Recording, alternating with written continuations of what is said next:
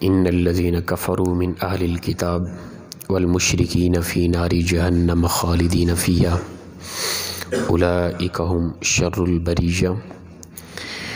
آمنت باللہ، صدق اللہ مولانا العظیم۔ معزز و مکرم سامعین، کروڑا بار شکر ہے اس پروردگار عالم کا کہ جس نے آج کی صبح ہمیں پھر سے زندگی عطا فرمائی اور ہمیں یہ سعادت اور توفیق دی کہ ہم اپنے پروردگار کے آ کر سجدہ ریز ہوئے۔ اللہ تعالیٰ ارشاد فرماتے ہیں ان الذین کفروا، بے شک وہ لوگ جنہوں نے انکار کیا، کفر کیا، انکار کیا احکام شرع میں سے کسی بھی حکم کا انکار کفر ہے۔ یاد رکھیں، ایک تو ہوتا ہے انسان مطلقاً کافر، بالکل اسلام کو نہیں مانتا، قرآن کو نہیں مانتا، اللہ کے انبیاء فرشتوں کو، جنت جہنم کا انکار کرتا ہے، وہ تو الگ بات ہے۔ لیکن مسلمان کہلانے والا کچھ ایسے احکام کا انکار کر دے وہ بھی کافر ہو جاتا ہے۔ مثال کے طور پہ نماز نہ پڑھنا گناہ کبیرہ ہے، نماز کا انکار کرنا کفر ہے۔ زکوٰۃ نہ دینا گناہ کبیرہ ہے، زکوٰۃ کا انکار کر دینا کفر ہے۔ صاحب استطاعت حج نہ کرے گناہ گار ہے، گناہ کبیرہ کا مستحق ہے، لیکن اس کا انکار کر دے وہ کافر ہے۔ یعنی یہ سمجھیں کہ ضروریات دین میں سے ایک شق کا بھی انکار کر دے وہ کافر ہے۔ شراب پی رہا ہے، گناہ کبیرہ کر رہا ہے، اسے پتہ ہے کہ شراب ہے، حرام ہے، غلط ہے، گناہ کر رہا، لیکن وہ حرام ہی نہیں سمجھتا، وہ کافر ہے۔ سود کھا رہا ہے، اسے پتہ ہے غلط ہے، گناہ ہے، اس کے باوجود کر رہا ہے، ہٹ درمی کر رہا ہے، گناہ کبیرہ ہے، لیکن سود کو حرام نہیں سمجھتا، کر رہا ہے، کافر ہے وہ۔ یعنی احکام شریعت جتنا بھی ہے، ضروریات دین ہے، جن کو شریعت نے حرام کہہ دیا اس کی حرمت کا انکار کفر ہے، جس کو شریعت نے لازم کر دیا اس کے لزوم کا انکار کفر ہے۔ صرف کافر وہ نہیں ہوتا کہ جو محض مطلقاً اسلام کا انکار کر دے، کافر وہ بھی ہے کہ جو اسلام کی کچھ شقوں کا انکار کر دے، وہ بھی کافر ہو جاتا ہے۔ تو فرمایا کہ بے شک وہ لوگ جنہوں نے کفر کیا، من اہل الکتاب، اہل کتاب میں سے، والمشرکین، اور مشرکین، فی ناری جہنم، یہ جہنم میں داخل کر دیے جائیں گے، یہ جہنمی لوگ ہیں، خالدین فیہا، اس میں ہمیشہ رہیں گے۔ اولئک ہم شر البریہ، یہ اللہ کی مخلوق میں بدترین قسم کی مخلوق ہے، لوگوں میں نہیں، مخلوق میں۔ اللہ کی مخلوقات کتنی ہے؟ ہم دیکھیں کہ جس ایسی مخلوق بھی جس سے انسان کراہت کرتا ہے، انسان کیا حیوان بھی کچھ ایسی مخلوقات سے کراہت کرتے ہیں، ان کی شکل کے حوالے سے، ان کے کردار کے حوالے سے، ان کے معاملات کے حوالے سے، یعنی ایسی غلیظ مخلوق ہے کہ انسان اس کے بارے سوچے بھی تو انسان کو ایک اکتاہٹ ہوتی ہے، پریشانی، ایسی مخلوقات بھی ہیں۔ لیکن اللہ فرماتے ہیں ایسے لوگ جنہوں نے کفر کیا، انکار کیا میرے احکام کا، میرے اسلام کا، ایسے کافر لوگ جہنمی ہیں، وہ چاہے اہل کتاب بھی کیوں نہ ہوں یا مشرک لوگ ہیں، یہ جہنمی ہے، اس میں ہمیشہ رہیں گے۔ اولئک ہم شر البریہ، میری تمام مخلوقات میں سب سے بدترین مخلوق یہ لوگ ہیں۔ بہترین بھی انسان، بدترین بھی انسان، اللہ کی مخلوق میں اشرف المخلوق بھی انسان اور سب سے بدترین بھی انسان۔ انسان سے نہ کوئی مخلوق بہترین ہے، انسان سے نہ کوئی مخلوق بدترین ہے۔ اللہ نے انسان کو عقل دیا، شعور دیا، سوچ فکر دی، سیدھا راستہ دکھایا، سماعت و بصارت دی، تو بتا دیا کہ انسان یہ سیدھا راستہ ہے۔ اگر انسان اس راستے پر چل پڑا، وہ انسان اللہ کی ہر مخلوق سے بہتر ہے۔ ہر مخلوق انسان کی پھر غلام ہے۔ اگر انسان کو عقل شعور دینے کے باوجود انسان اس راستے سے ہٹ گیا، شیطان کی مان کر شیطان کے راستے پہ چل پڑا، تو اللہ فرماتے ہیں اولئک ہم شر البریہ، یہ بدترین مخلوق ہے، وہ چاہے جانور ہے، حیوان ہے، کتا ہے، خنزیر ہے، وہ اعلیٰ ہے اس سے۔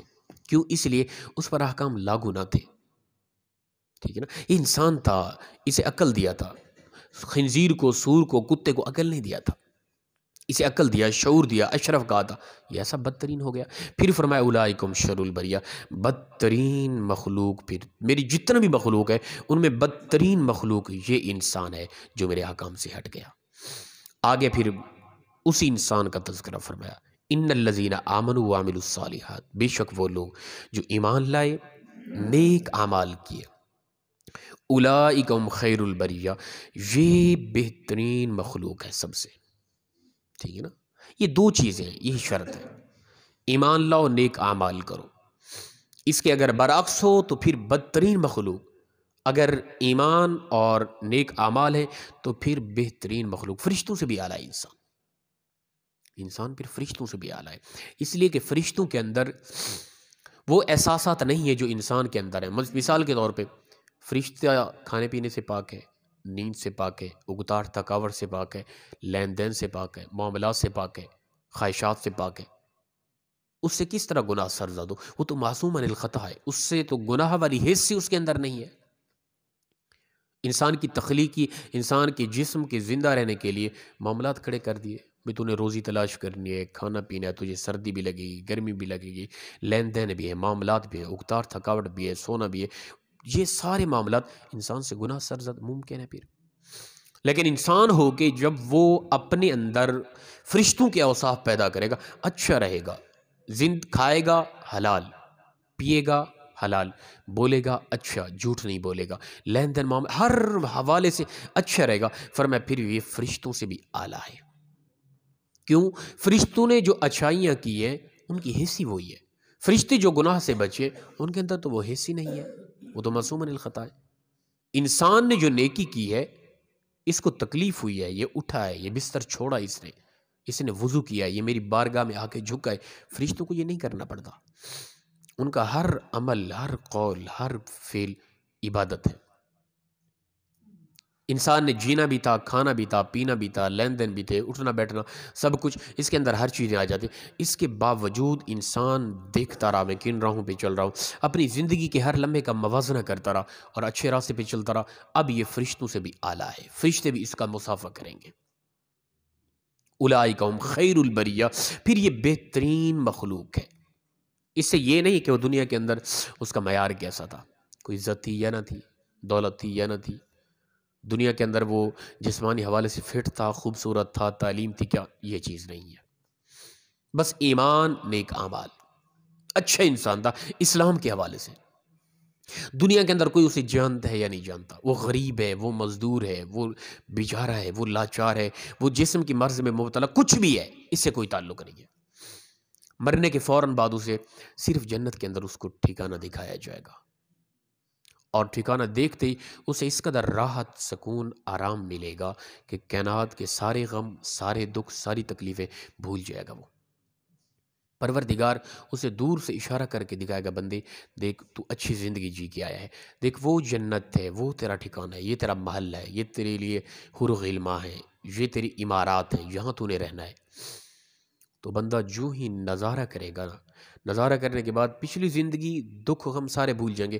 اب رب تعالیٰ پوچھے گا، بتا جو زندگی گزار کے آیا، جب سے تو پیدا کیا گیا کبھی کوئی غم دکھ بھی ملا تجھے؟ وہ کہے گا اللہ تیری عزت و جلال کی قسم، تو نے جب سے مجھے پیدا کیا اس وقت سے آج تک ایک لمحہ، ایک سیکنڈ کی کروڑویں حصے میں بھی مجھے تکلیف نہیں ملی کبھی۔ یہ زندگی ہے، یہ زندگی اخروی حوالے سے سیکنڈ کا کروڑواں حصہ بھی نہیں ہے، یاد رکھیں۔ مثال کے طور پہ ہم جتنا وقت گزار چکے ہیں زندگی کا، جب سے پیدا ہوئے آج تک، تصورات کی دنیا میں چلے جائیں، یہ سیکنڈ کے کروڑویں حصے سے بھی کم لگتا ہے، ختم ہو گئی ہے نا وہ۔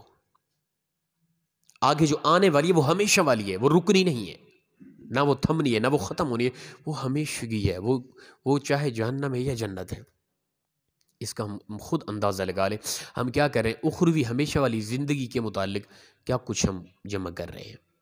تو لہٰذا بہترین انسان وہ ہے، وہ چاہے غریب ہے، مزدور ہے، ریڑھی چلاتا ہے، رکشہ چلاتا ہے، وہ سبزی بیچتا ہے، کچھ بھی کرتا ہے، یا بڑا سے بڑا امیر آدمی ہے لیکن ہے اچھا، اولئکم خیر البریہ، اللہ فرماتے ہیں میری ہر مخلوق میں سے بہترین مخلوق یہ انسان ہے۔ پھر اگر ایسا نہیں ہے، دنیا کے اندر لوگ اس کے ہاتھ چومتے ہیں، پاؤں چومتے ہیں، عزت و وقار ہے، دولت ہے، شہرت ہے، حسن ہے، علم ہے، کچھ بھی ہے، لیکن اچھا نہیں ہے، احکام الہی سے دور ہے، اللہ کے احکام سے دور ہے، تو پھر اولئکم شر البریہ، ہر مخلوق میں سے بدترین مخلوق یہ انسان ہے۔ پھر فرمایا تو لہٰذا ہم نے یہ موازنہ کرنا ہے، دیکھنا ہے کہ ہم کن راہوں پر چل رہے ہیں، اللہ کے عطا کردہ اصولوں کے تحت ہم کتنی بہترین مخلوقات میں سے آ رہے ہیں یا کتنی بدترین مخلوقات میں سے آ رہے ہیں۔